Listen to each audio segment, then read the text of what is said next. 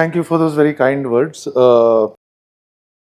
Even if you didn't say I'd spent 30 years, if people look at my grey hair, वो समझ में आता है कि I've spent enough amount of time working that at least in the last 2-3 years, at least once a month you start thinking about retiring. Because of your experience, unfortunately. But when Anup said, I do a lot of things. I'll tell you one of the things that does strike me, and I tell a lot of people. I don't know why it is. I can't explain it actually logically, but I've spent 30 years in this industry because I genuinely love what I do. I mean, I just love the ability to be doing work that can change the lives of people. Because I think, frankly, every one of you in this room does exactly the same thing, right? So it is not necessarily a job, it is not a wealth management profile or profession. The fact is that we are in a very unique position to change lives of people because this is an area and a subject that people don't understand that much. And there are enough number of examples in the past where people have used this lack of knowledge and information to take advantage. So I would always want to start by reminding all of you that there is this very technical word that is used, but it's a very powerful word. They tell us also as a mutual fund, it is very much fundamentally part of the regulation. But I think it is true for me personally, it is true for Anup personally, it's true for every single person. It's called fiduciary responsibility. It's a very, very complicated word, but it basically means that there is a morality to what you do. There has to be a morality to what you do. I title this Market Reflections because Anup very kindly said you can speak on whatever topics. Now I was like, boss, if I do speak on a variety of topics, but some of the ones I've spoken about may not be that much useful to you. The second, and you'll have to kind of forgive me, I'm not the best presenter in the world, especially when it comes to using PPTs. A lot of my colleagues also tell me that my challenge with using PPTs, honestly, especially in the industry we are part of, is that the PPT forces you to talk about a narrative that is there in the PPT, rather than probably talking from the heart and honestly, right? So very often in fact, Ashish, my colleague, is here. He knows that there is one particular very large distribution house where I am very popular speaker. And the only reason I'm a popular speaker is because the first time I was asked to speak was 3 days notice. I didn't have time to figure out with Krishna Sangvi, our CIO, what is our latest market outlook. So I spoke for about 45 minutes about markets without a PPT.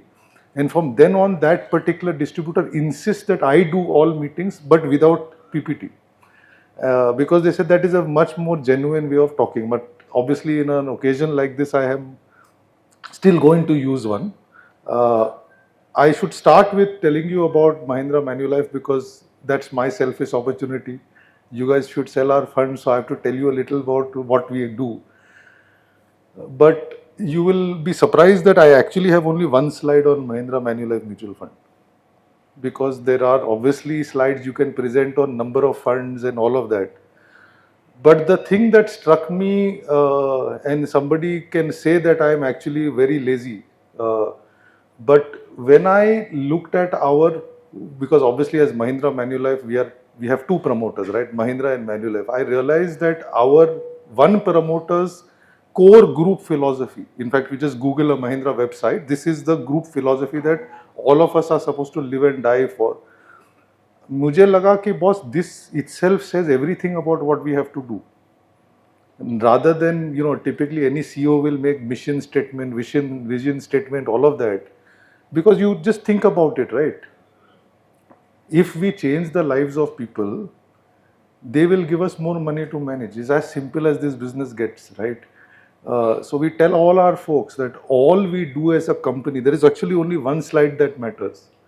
That if you enable other people to rise, you will rise. That's the most amazing part of this business.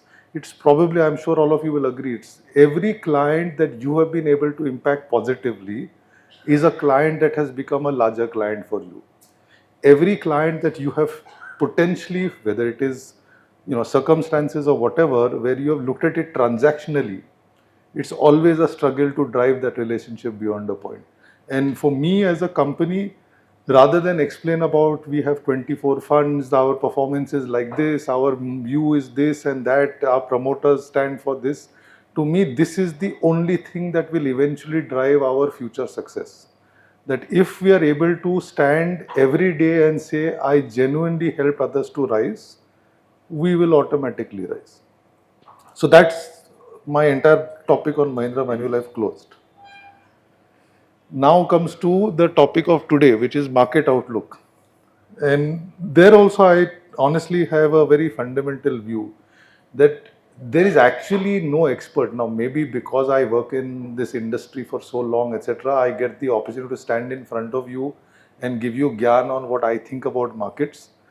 But I don't know how many, and there are so many youngsters in the room, so this is a meme that some of you may be familiar with, right? In the last 2 years, this is a meme that has done the rounds. Don't believe everything you read on the internet just because there's a picture with a quote next to it. And the reason the meme is very famous is because it's a quote attributed to Abraham Lincoln, right? And if you Google this quote without Googling Abraham Lincoln, you will find that the most amount of times it is referred to as a person who said it is Abraham Lincoln. The second highest reference point, by the way, is Gautama Buddha.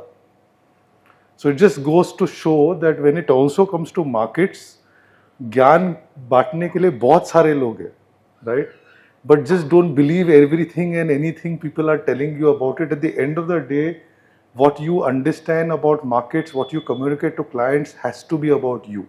It cannot be about what I tell you to do, which is why I don't know how many of you guys picked up the title on my first slide.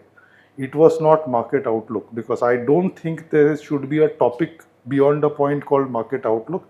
It can only be reflections, because a market is a subset of so many things that you can only choose to reflect on certain things that you believe are important. And that's what I'm also going to do today. I'm not necessarily going to talk about market outlook in terms of these are the sectors that we like, these are the sectors we don't like, because wo gisa pita kahani to, I can again summarize in one slide, right? India will become the third largest economy, $7 trillion, incredible correlation of GDP to market cap. So if the GDP is going to double in the next 5 years, your market will double in the next 5 years.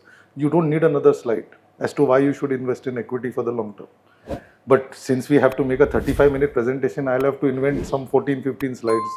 वो virtuous cycle, digitization, GST, वो सब करना पड़ेगा. So I'm not doing that. I just have some reference points at the end. So I thought if we talk about reflections, maybe I'll spend some time talking about certain topics we think are very important to think about in context of today's markets, right? And the first, before I get into it, the first thing I believe is to think about sentiment. Sentiment on the ground clearly is positive, right? It's reflected in the way the markets are today.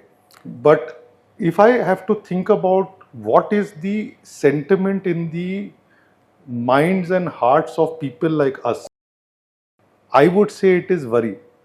Because according to us, when you see these valuations, you see all of these things panning out, there's a bit of a worry when you try to push clients to invest, right?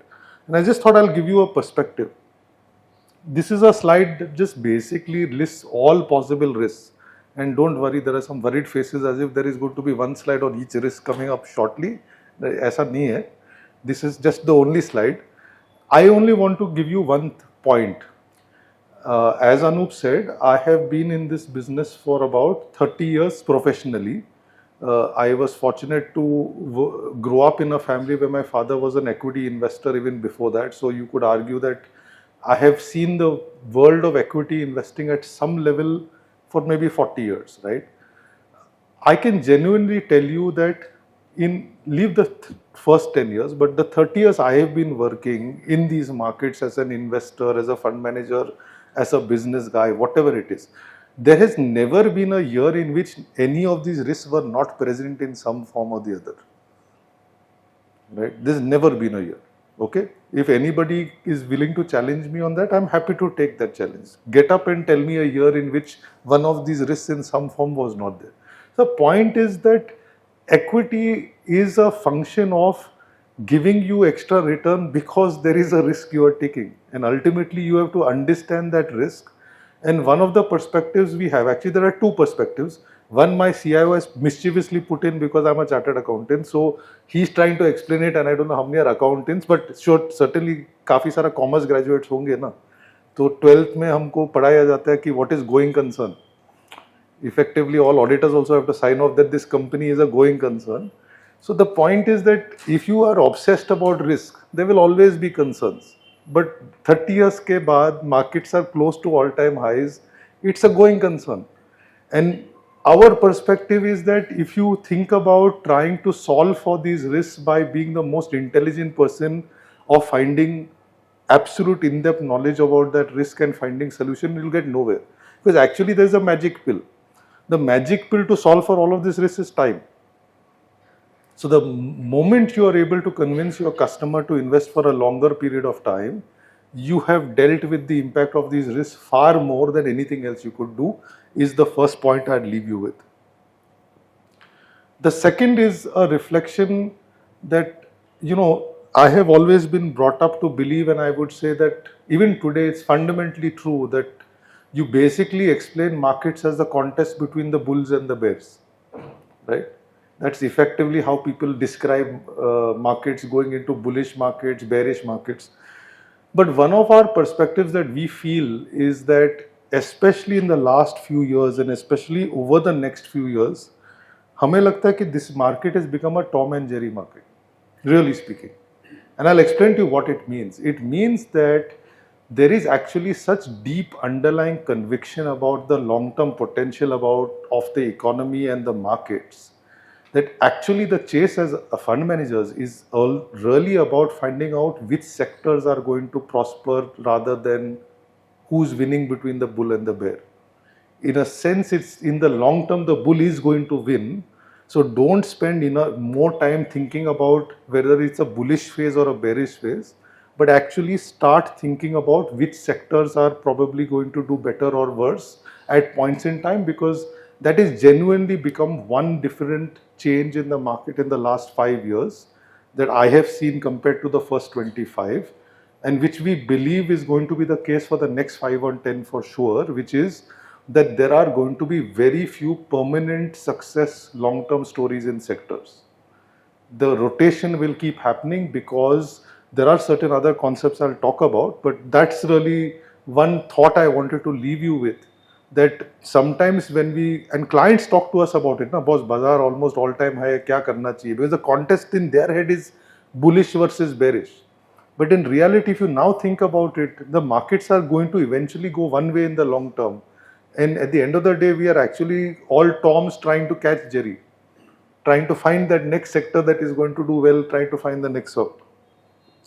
And in that context, one of the topics I wanted to spend a little more time on is tariffs. Because to my mind, over the next, I would say 3 to 6 months to a year, it will occupy some sense of center stage at times in terms of how markets will behave. So I said we should just reflect on it in terms of how we see it. Now, the first thing that you will obviously notice from this slide is the number of times things have changed, right? From Liberation Day, where President Trump announced large-scale crazy tariffs, markets across the world fell 3-4%, 2%, etc., to suddenly changing their mind, to suddenly deciding that China is the one country that they will not be too harsh on, because they discovered that taking on China may not be very, very useful for them. To again, over the last 4 or 5 days, every other day there is a new tariff on someone. It has very little sometimes to do with economic logic, as some of you would have read, given that President Trump was upset that the prior president of Brazil was jailed, he decided to employ a tariff of 50%, right? He has just imposed he's threatened the imposition of 35% on Canada because he still thinks fentanyl is being exported through the borders. So the point is that is this really about focusing on President Trump and his crazy activities, or is there something deeper behind it? And we genuinely believe that it is something deeper, which is why we believe tariffs are going to be an important factor to think about for some period to come, because to our mind, this is really the cause. And if you think, we think it's primarily a political or an ideological battle, which is that this is a president that has come to power, and there are many, many countries in the world where this is happening, where people are frustrated at seeing the wealth of the nation being taken by outsiders. And effectively, people who are coming to power on the premise that I will return power to you is people who are getting elected. And from our perspective, this is precisely what President Trump is doing, because if you can look at the slide, the US has a serious dearth of manufacturing jobs. So if, for those of you who were around at the global financial crisis in 2008-9, I know Anup and I were, I was very centrally in it because I was in Morgan Stanley. There was a point where we went home in the night not knowing whether the company would exist the next morning. Our share price had fallen from $90 to $5. So it was just that next morning it was probably either zero or something would happen. Fortunately, something happened. But there was a very big moral dilemma at that time in the US, which was Wall Street versus Main Street. You guys in Wall Street are happily making all the money, but people in Main Street are suffering. And to some degree, this is something that we believe that President Trump is focused on, fundamentally because in order for him to restore America to its rightful place in his head and to pay people back for the premise that he has been elected on, he needs to create jobs. And to him, tariffs is a very, very fundamental way of solving for some of that manufacturing to come back to the US. So we don't think this is a commercial argument only, it is a political argument, which means it can be lasting longer than we think it is. It is not कि वो April 2nd को announce हो गया तो now that it didn't happen, the news is no longer relevant. It's not as if that on August 1st, when he has decided that he will announce the final set of tariffs, topic will be shut. Our view is it will be something that we need to watch out for longer. And the other reason for it is effectively because many countries in the world are grappling with this, right? On one hand, one of the proudest things we talk about as a positive in our markets is demographics, right? The youngest population in the world, the youngest working population in the world, the highest quantum of rising income amongst 20 to 30-year-olds in the world, etc., etc. But you basically look at this graph and you, for example, look at where China is headed. It's exactly headed the other way around, right? And for those of you who travel or who are fond of reading, you will know that Japan, one of the most significant issues in Japan is aging, and the ability to create income for people who are in their 80s and 90s to be able to sustain themselves is a challenge. China, think about it, is 5x Japan in population, is going to be even bigger. But the reason why we still think tariffs is going to be a issue to deal with in the US is because I think President Trump realizes, as you will shortly realize, that China is actually solved for it, the demographics. And this is what you should look at, which is basically talking about the number of industrial robots that are used in manufacturing. China has more industrial robots than the rest of the world combined. Right, so they don't need to worry that do I have enough labor to go and work in manufacturing plants. They can continue doing manufacturing using this, and it's basically a lot of forward thinking that China has done, that the rest of the world will have to catch up in some form or the other. The US has the ability, because it's the US, to impose tariffs, etc., and create havoc for the rest of the world. So the sum and substance of what I wanted to say in these two slides is that please don't think of tariffs as a short-term phenomenon that will go away in the next 2-3 months and we won't speak of it again. It is possible that it will continue to be an issue over the next 6 to 12 months. If it is not, great, but if it is, it's really important to be in context. And what is really important is not to over-obsess about it in the Indian context. Okay, because this slide will tell you that for all the headlines you see in the Economic Times or the Financial Express every time President Trump does something about tariffs, the reality is we are one of the countries with the least impact in terms of those tariffs, because in reality there aren't that many sectors that are so dependent on exports to the US. So just think about it, there are actually things that happen that probably appear in page 6 or 7, right? But the headline will always be about what President Trump has done on tariff. But if you look at our exports to GDP, our exports to the US, it should basically mean that tariffs will be a sector specific, company specific issue. It is not a topic that should bring our markets down in the medium to long term.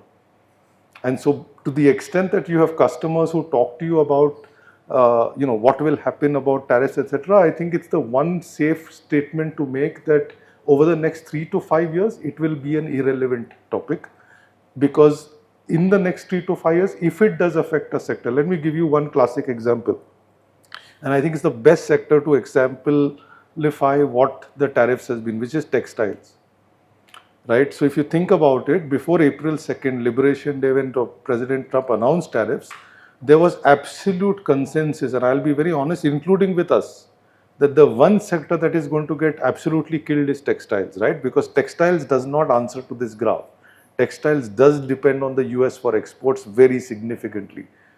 And what happened on April 3rd, when all our sectors were down 3, 4, 5%, the only sector that was up was textiles, because we just realized we got it wrong, because while we had tariffs on textiles, our biggest export competitors got worse tariffs, right? And so automatically textiles became a darling. So the point I'm trying to make to you is that even if you are able to forecast what will happen with tariffs, you may actually end up with egg on your face and wish you never forecasted it in the first place, because you would probably make more money in that respect. This is the second topic that I'm going to talk about in terms of reflections, which is, I think, very, very, very important to think about. I will apologize because I'm not 100% sure how much relevance it can have for you with your customer conversations, but I think it's important. Like I'd explained to you at the beginning, right? I do this because I love to do this. And so effectively, when you talk to customers about investing, there has to be a conviction that you personally have. There has to be a belief system you have. It's not about trying to educate the customer and explain your market view. There's actually customer behavior you need to control that makes you a successful advisor. But it's important to understand some of this stuff, because it just gives you that much more confidence. And this is the subject that I think a lot of people do not talk about enough, which is that we talk too fundamentally about markets, to be honest. If you think about most presentations any of you would have also attended in the last 2-3 years, from all of us in the industry, we tend to be too obsessed about fundamentals. But we have to accept that this is a market that is a combination of fundamentals but also a massive beneficiary of flows. And therefore, understanding how flows are developing is very, very critical to understanding whether you will see short-term volatility or not. A lot of people stand here and say that, listen, in our business, it's impossible to forecast the short term. I agree, it is obviously impossible to forecast the short term. But the reason clients give us money is because we have to have a view, no? I can't be telling clients that, boss, I only think about the long term. Because the way, in fact, Krishna keeps explaining, when I buy a stock for 5 years, I actually buy it in 3 buckets of 18 months. I buy it with a thought process कि 5 साल में ये company कुछ बनेगा, but I have to have a view कि 18 months में some evidence has to happen.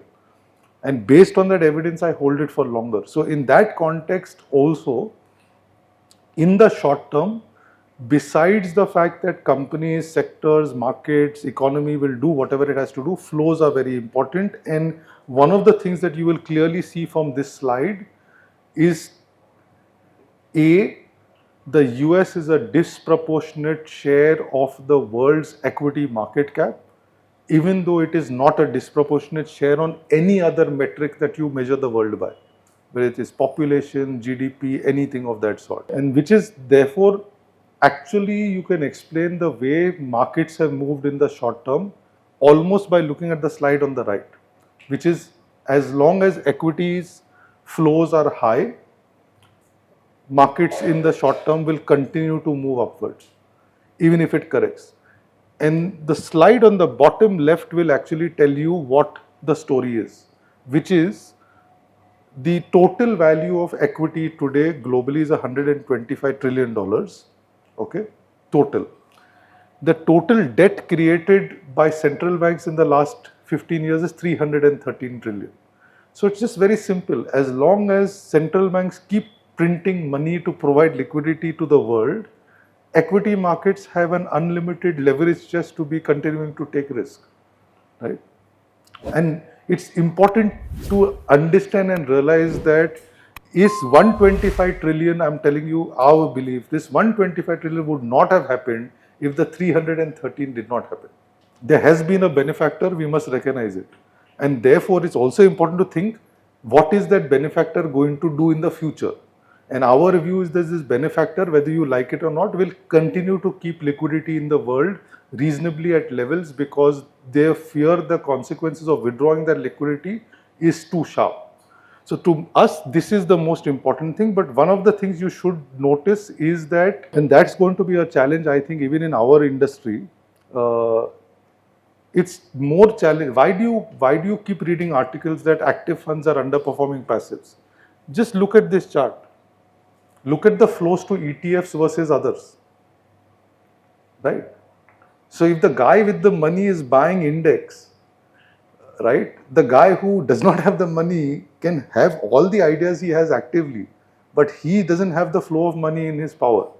So it's important, we sometimes disregard the relevance of index investing even as active managers.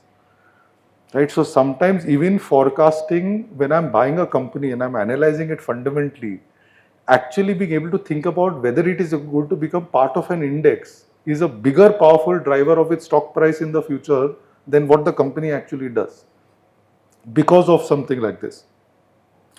The second thing that I wanted to point out to you is that people will keep talking about decoupling and so on and so forth. But if there is one equity market in the world that is the most correlated to Indian equities over the last 20-30 years, it is the US. So we should stop pretending that we are divorced from the US. We have never been and we probably never will be. Because in fact, in some ways, it's not a bad thing to be. Because can you just remember that the best performing economy in the last 30 years, for example, has been China. Right? China has effectively grown by about 9.5% over the last 20 years, economy. If you consider that inflation in China over the same 20-30 years has been 3-4%, effectively nominal GDP has grown in China by 15%. And yet the equity market CAGR in that period is 4%. In our market, it's the reverse. For every nominal GDP that has happened, our equity market has delivered 1.1 of that. Right? And the only other market that does this sustainably in the long term is the US.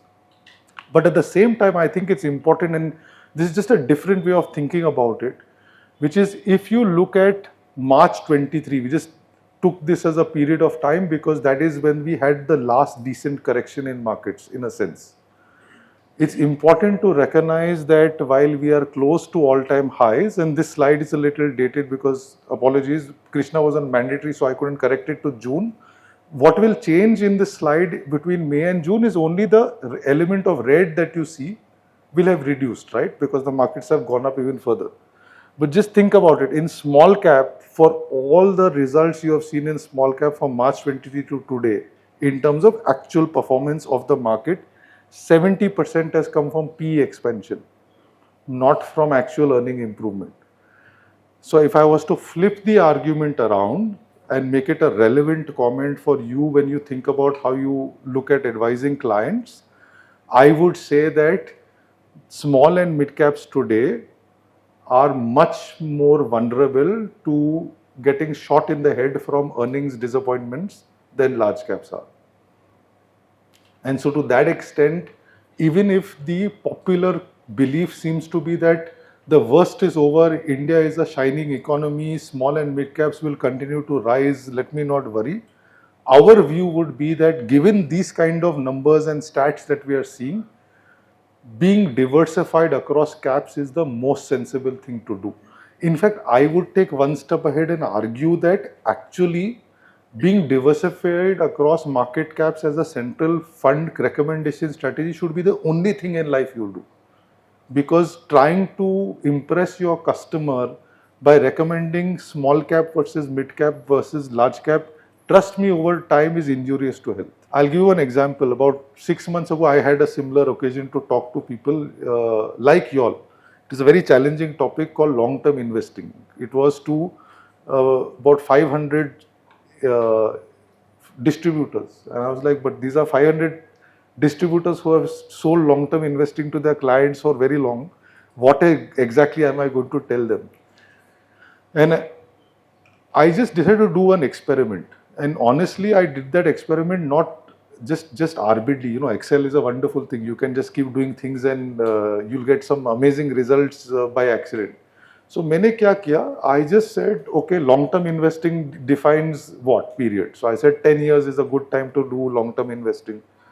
So I just said that one of the things we obsess as distributors, as wealth advisors, is telling clients which fund to buy, right? Which fund house to buy, which fund to buy, which fund type to buy.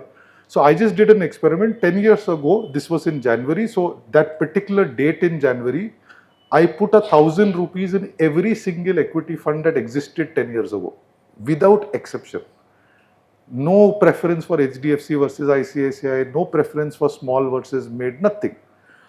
At the same date, 10 years later, my return on my 1,000 rupees given to every single fund that existed, complete democracy, was the third best return in the industry.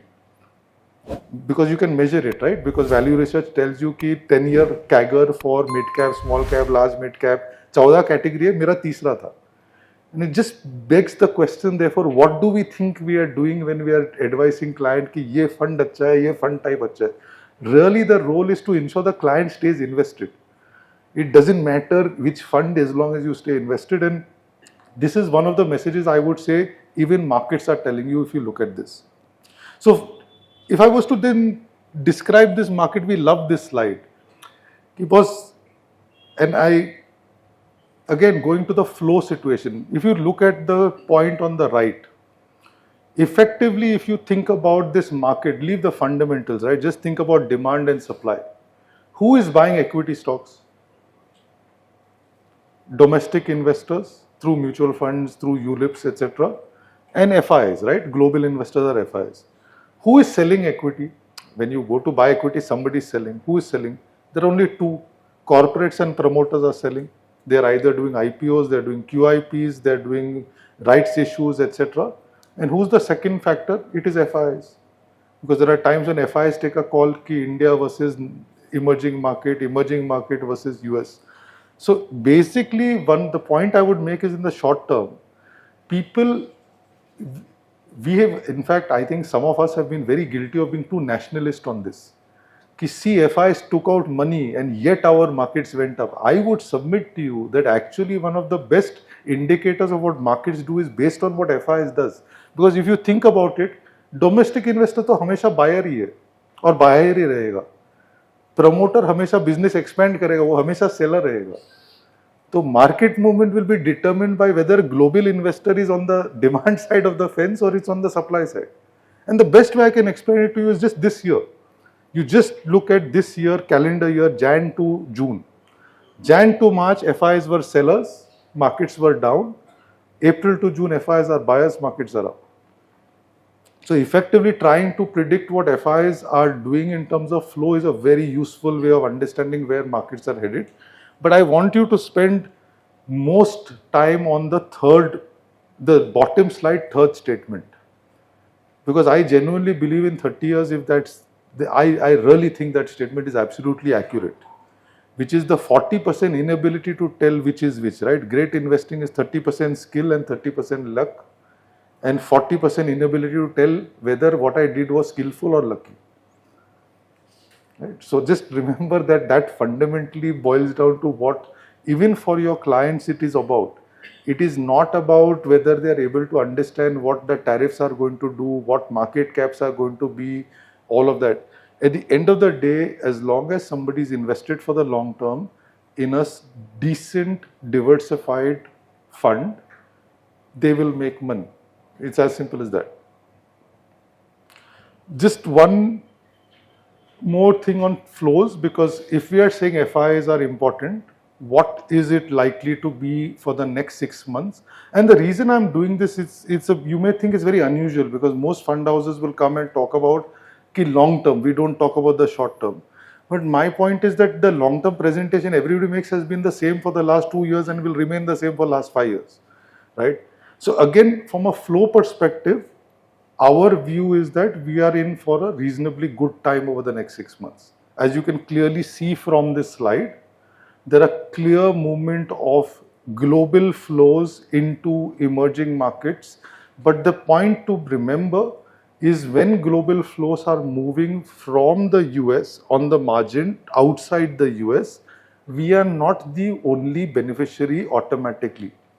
So we are not कि boss अगर कोई US, because people seem to think of it as a binary argument. India, sell India, buy US. I think that is like a little presumptuous of us, right?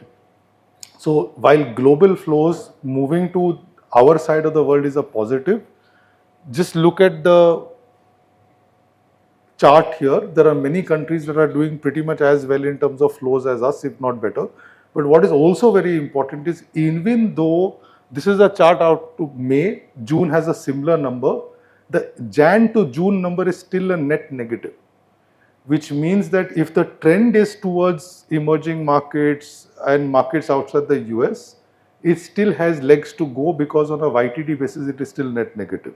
So it comes down to market outlook. Very simply, like I said, in the short term, we think that the only important thing to think about is really flows at one level.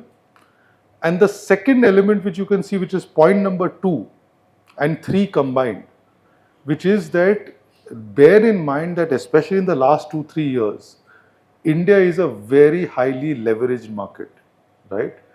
And to some degree, the movement that the regulator has made on Jane Street can potentially change the way the liquidity landscape works in the derivatives and F&O market, and it can have a cascading effect on our markets as well.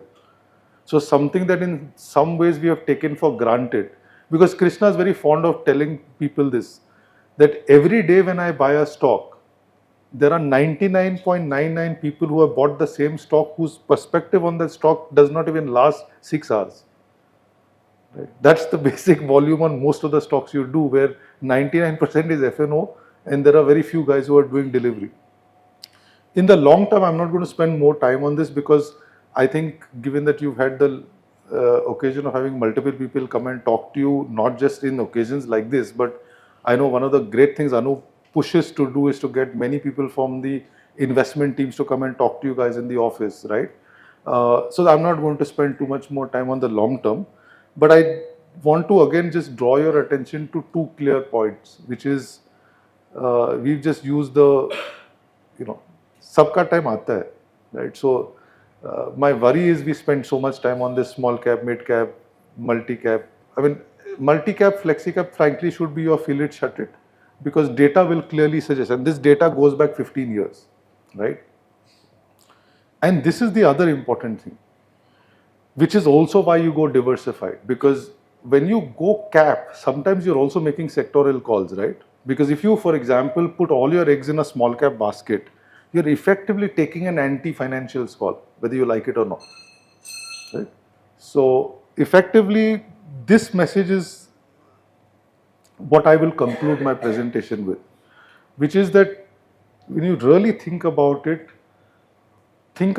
as being blessed to be in a marketplace which is a growth marketplace. Why I say you are blessed? Because you guys are genuinely blessed. I didn't live all my life in a growth market. Anup didn't, right? When we all started our careers in the 90s and 2000s, trust me guys, we did not have all these slides to be able to talk. You are the guys who have this amazing set of slides to deliver to your clients or to your own conviction. But it's important to remember that that is a unique point in history that you are part of, which is that this country is in the midst of an unprecedented growth stage. And at the end of the day, market caps will inevitably grow. Remember, I said that if I had to do a market outlook presentation, I would only have one slide, which is because actually, if you think about telling me today Sensex, will it grow from 83,000 to 1,60,000? I'm not sure how many people will confidently say, ki, boss, yes, in next 4 years, 83,000 will become 1,60,000. But if I told you, do you think the Indian economy will grow from 3.5, 4 trillion to 7 trillion? Everybody will say, yeah, वो तो होना ही है. I have much greater conviction कि GDP growth 6.5, 7 तो होगा ही. And given that every day we pay more for what we paid 6 months ago, inflation तो 4%, 5% तो आएगा ही. So the simple point is that if this is a country where nominal growth is going to be 12%, and this is a country where for 30 years you have been demonstrated that equity market cap translates that actually to a perfect correlation over a 5-10 year period, then there is nothing to worry about. The only thing that we know we should be focused on is a concept called profit pool participation. That effectively is really where we create alpha. And let me explain to you what it means. And I'll explain to you in the context of, let's say, one of my own group companies, right? Mahindra and Mahindra. Now, steel, for example, is a very core component, raw material in making a car. So just think about it this way. There are times in which there is a steel oversupply. There is a time when steel is, under a lot of demand, which means as a steel manufacturer, there are times I can extract my pound of flesh. There are times I cannot. So ultimately, just think about it for a moment that there is 100 rupees extra per ton of profit. When I am the steel manufacturer, I have the power over the 100 rupees of profit. And when the demand story is a little weaker and the auto story is better, the 100 rupees goes to the auto guy. But have you thought for a moment, the 100 rupee profit in the steel guy has an average P of 9. The same 100 rupee in the auto guy has an average P of 22. It's the same 100 rupees, mind you. It is not a different 100 rupees, right? It is just that it came from my pocket, went to this pocket, but the market gives a P of 22 to him, it gives me a P of 9. And which is why profit pool participation understanding is a very, very important thing. And it's not just in one example I gave you. There are amazing correlations with the way oil prices are with commodities, consumer companies, paint companies, and so on and so forth. And in our view, that is one of the reasons why we are in this Tom and Jerry show. Because profit pool participation is changing, just to give you, and I'll close with this particular example. If you think about just 6 months ago, people were very worried about consumption as a sector. Most people were starting to get very bearish on consumption because of lots of factors, right? And then two things really happened. At one level, we had a budget in January that came through and changed it very, very fundamentally for taxpayers up to 25 lakhs and so on and so forth.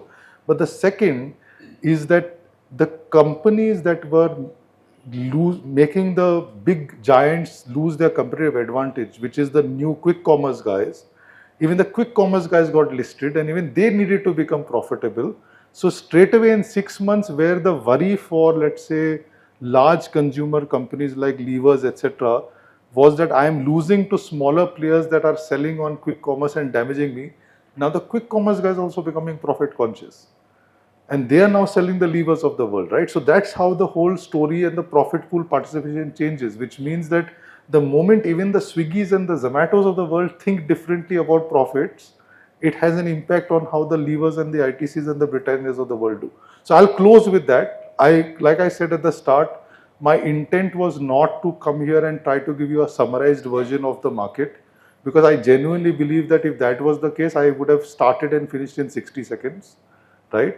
That in the long term, as long as you believe that the Indian economy will grow at 12% nominal, you should anchor yourself to the fact that you are going to make that. And I will end with one simple story. You know, all of us are living in the city of Bollywood, just think about the fact that your investing journey is like any typical Hindi movie. It will start with optimism. There will be lot of plots, twists, turns eventually, but very rarely do any Hindi movies end with a bad ending. So you should, every time you start worrying about market, may race, ye wo na, just remember eventually the hero and the heroine will get together. Thank you.